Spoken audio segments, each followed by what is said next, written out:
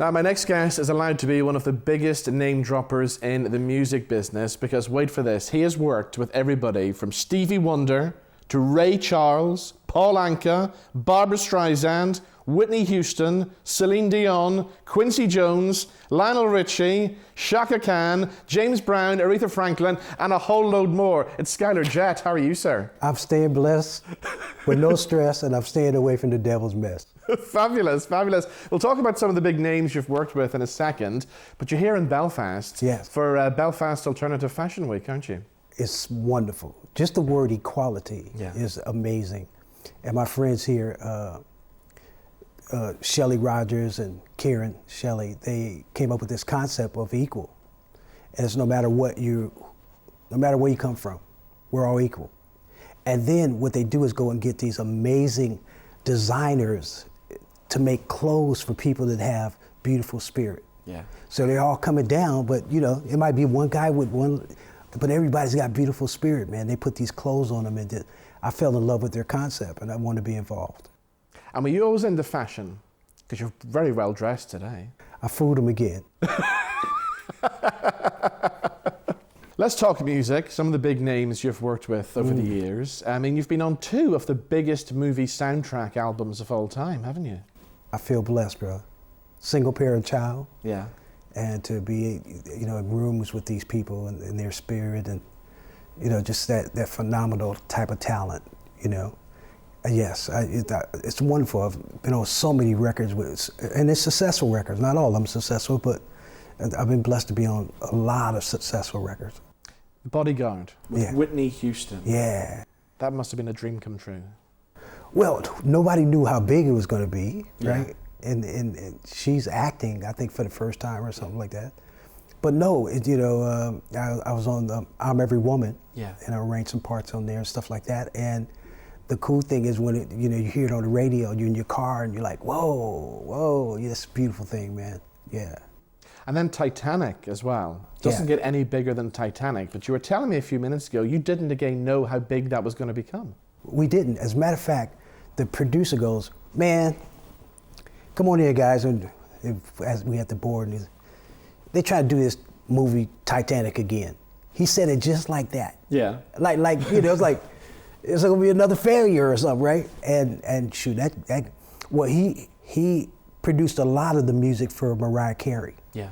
I think 4 or 5 records where he's doing all the music and she's doing the lyrics. So I can't tell you how much money that was, right? But this turned out to be bigger than all of that. Yeah. The stuff we sang over Barbra Streisand, this turned out to be bigger. I mean, more money, right? Yeah. And you know, I sing on records, but I don't listen to radio very much. Okay. You know what I mean? Because I don't want to get influenced by other people's. Yeah.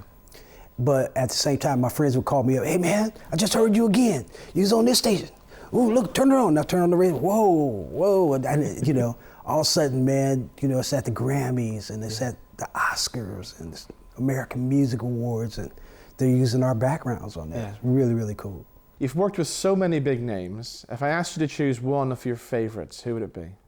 That's a hard one. But you know, a lot of times when I'm doing these records, the star, their vocals was already there. Yes, yeah. So a lot of them wasn't there, right? So we just come in and you know, direct and cut how many parts around them, what they're doing. But you know, Stevie was the most, I was like shell shocked when because I didn't believe that was going to happen, right? Yeah. I just like, I met this guy at, Patty Austin is Quincy Jones' goddaughter, right? Yeah. So, and it's crazy, man. I was in a running suit, and she calls me and says, Skyler, you got to come to my party in San Francisco. And I'm in Oakland, right? And I'm not dressed. I said, I got a running suit on. Come on, Skyler, come on. so I get to the party, it's like probably 15 people in this room.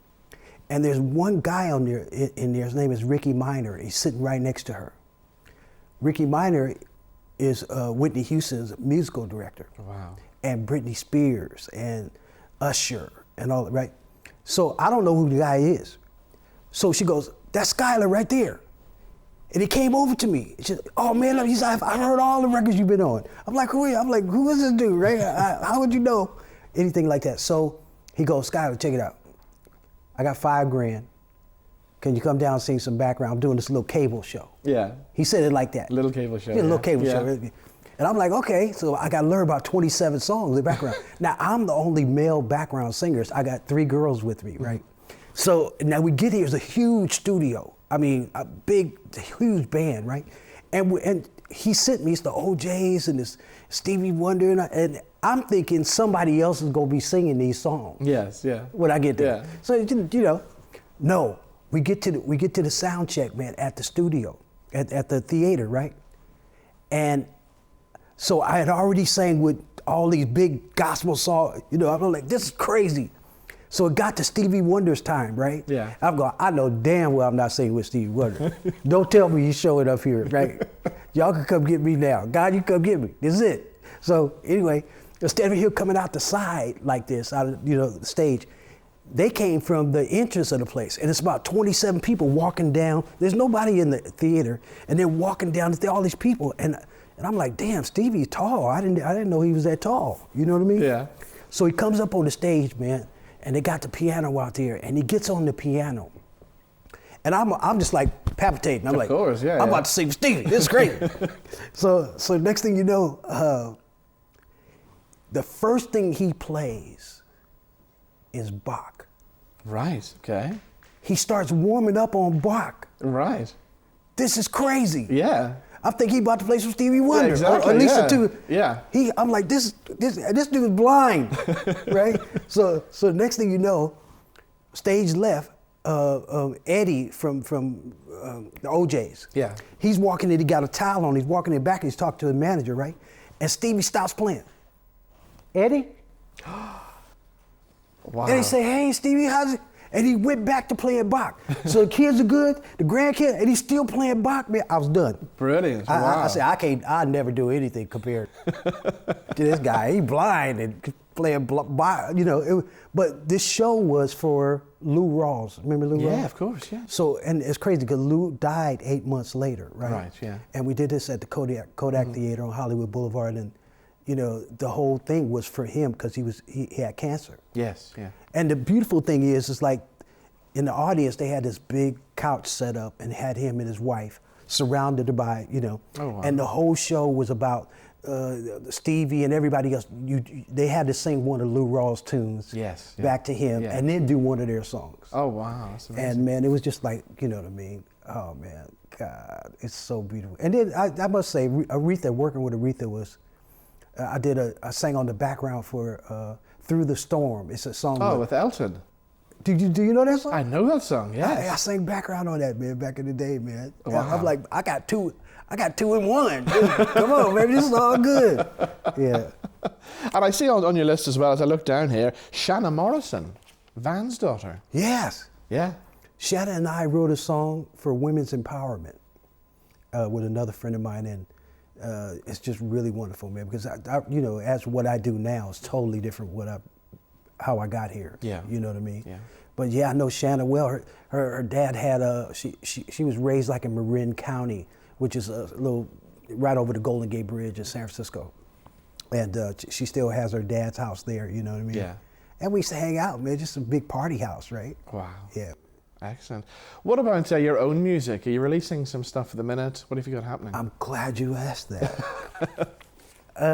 Yeah, I have you know, because of my friends here, Shelley Rogers and Kieran, and they showed me what they was doing with Equal, and that word caught my attention. Even though in my mission statement for Music for Global Change, that's my music, my movement, right? They sparked something when they showed me all these people of different races and colors and kinds and stuff like that. I thought that was just the coolest thing in the world, right? Yeah. So they have this little apartment on their land, and I stayed there. And that night, it just stayed in my head, man. Next thing in the morning, I had wrote the song, right? I couldn't go to sleep, and so I called a friend of mine, and he's the biggest producer in Switzerland. I said, man, put some piano on here, and I'd like to get like a muted trumpet. But I said, what I want to do is actually make it world. So I went and added the tablas from India on there. And with this jazz bass line that I had, man, and it's really haunting, but it's really beautiful. And so we use my lyrics as the script, right? And I'm just showing how equal we are. Excellent. Well, Skyler, it's been great talking to you. Bless you, We brother. could probably talk all day about the legends you've worked with. And you. Time has beaten Come us. on, man. But it's been great meeting you. Thank you so much. Thanks for having me. I appreciate it.